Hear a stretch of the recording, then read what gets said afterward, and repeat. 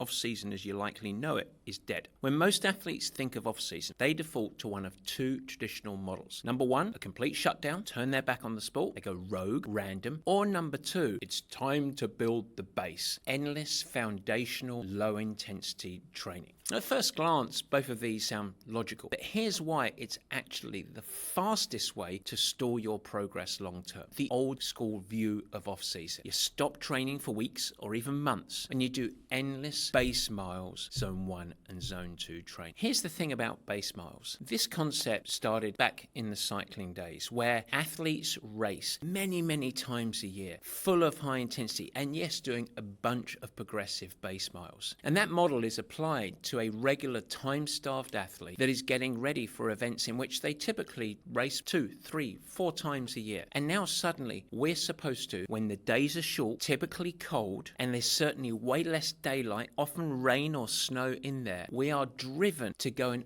add training hours at a boring, low-stress intensity. And it's all about this foundation, but the truth is, for a time-starved athlete, it doesn't integrate into life. Trying to ram countless hours of training into an already busy life is going to add even more stress. And so the concept of how your life is structured doesn't mesh with this concept of base building. Interestingly, in the summer months, where typically people tend to have maybe a little bit more time, certainly the days are longer, and the weather tends to be warmer, that's a time where we do get to do a lot of base building time. In fact, as we are doing an endurance sport, for time-starved athletes, you are able to get outside. It is more intuitive, and the events that we're training for demand quite a lot of low-intensity training anyway. So I'm not suggesting that zone 1 and zone 2 training is not valuable. I'm also not suggesting that maintaining some zone 1 and zone 2 very easy training in the off-season is not critical. It is. But this is not the time of the year where you flip the switch, you increase mileage, while for most athletes, you're going to be having to do that on the bike trainer. It doesn't make any sense, and it's not fun either.